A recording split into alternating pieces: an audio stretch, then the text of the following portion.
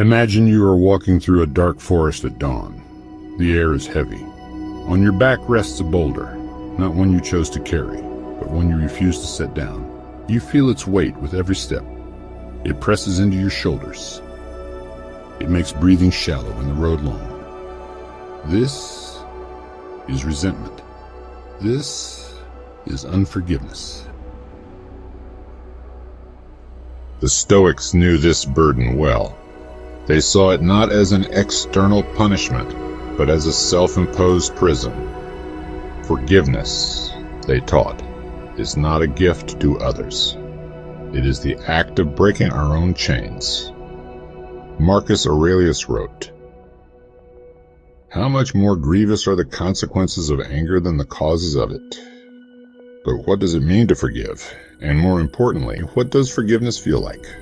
Forgiveness is often misunderstood. It is not weakness. It is not weakness.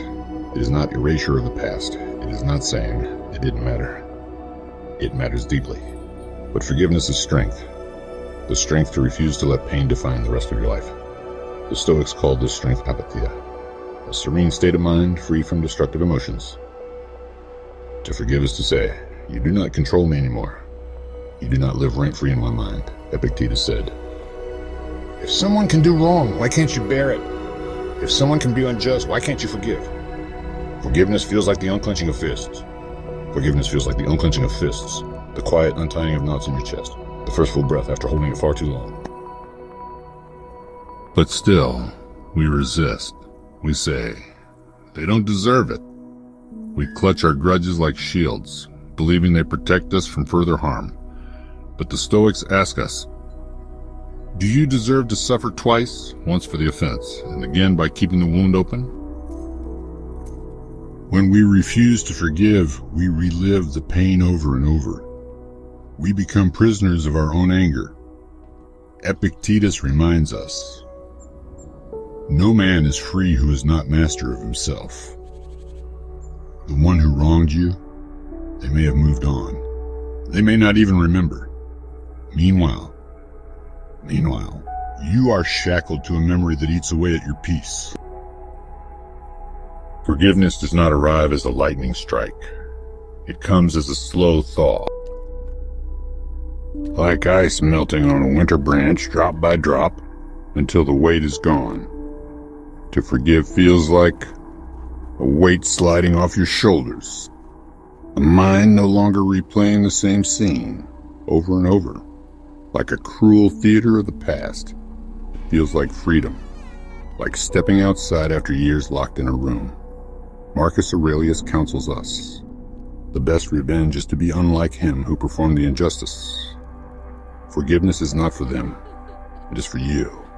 It is the ultimate act of defiance against those who sought to harm you. But how do we forgive? How do we start? Seneca advises, no one is hurt but by himself. The Stoics urge us to see the offender as blind, not blind to the world, but blind to virtue. Would you rage at a blind man for stepping on your foot? Would you rage at a blind man for stepping on your foot? Or would you step aside and let it go? Forgiveness begins when we accept that we cannot control others. Only our response. You may not forgive in a single moment. It may take weeks. Or years. That is fine. Each step forward is a victory. Now imagine again the forest, the boulder, the endless weight. What would it feel like to set it down, to stand tall, to take a deep breath, to walk forward lighter, freer, unburdened? Epictetus whispers across time, no man is harmed except by himself. Forgive, not because they deserve it. Forgive because you deserve peace, because you deserve to be free. If this reflection spoke to you, pause and ask, what pain am I ready to release today? And if you seek more timeless Stoic wisdom to guide you, subscribe to Ancient Wisdom today and turn on notifications so you never miss your next moment of clarity. Your peace awaits. The first step is forgiveness. Modern science has caught up with what the Stoics intuited centuries ago. Forgiveness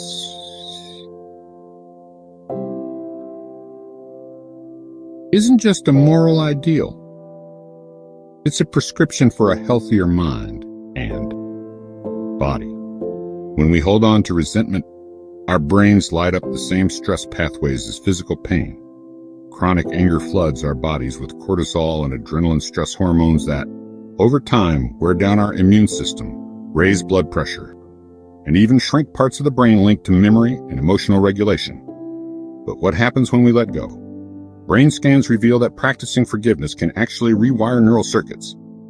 In a study published by the Journal of Behavioral Medicine, participants who consciously forgave reported lower levels of anxiety and depression, and even showed improved heart health. Their brains displayed more activity in regions linked to empathy and problem solving. It's as if forgiveness unlocks a door in the mind, allowing light to pour in where darkness once lingered. Real-life stories echo these findings. Consider a woman haunted by betrayal. Her nights restless, her days heavy. Through mindful forgiveness, she began to sleep again, her face softening, her laughter returning. Or the man who, after decades of anger, experienced a tangible relief of physical lightness once he chose to release his grudge. Forgiveness isn't forgetting, nor is it excusing. It's a conscious decision to prioritize your own well-being. Meditation, journaling, and even guided therapy can help the brain let go of old hurts. Over time, the body follows. Blood pressure drops, immune function improves, and a sense of peace takes root where pain once grew. The transformation is visible. Faces relax, eyes brighten, stress lines fade. And letting go of resentment, we don't go of resentment. We don't just heal the mind. We heal the body. Forgiveness, then, is not just freedom from the past, it is a gift to our future selves. As you watch these scenes of peace and renewal, remember, every act of forgiveness is a step toward better health, a calmer mind, and a life lived lighter. Forgiveness is not just an idea, it's a practice. If you're ready to let go of old hurts, here are 3 simple steps you can take to start your journey today. First, try journaling. Find a quiet space and write down your feelings honestly. No filter, no judgment. Putting your emotions on paper can help you process pain and understand what's holding you back. As you write, imagine the weight of resentment slowly lifting from your shoulders. Next, explore guided meditation. Close your eyes, focus on your breath, and let a gentle voice lead you through the process of releasing anger and embracing compassion. Even a few minutes a day can help calm your mind and open your heart to forgiveness. Finally, remember, you don't have to do this alone. Reach out to supportive friends, join a community group, or seek guidance from a therapist. Sharing your journey with others can provide comfort, perspective, and the encouragement you need to keep moving forward. Forgiveness is a gift you give yourself, one small step at a time. Start today, and watch as peace and light return to your life.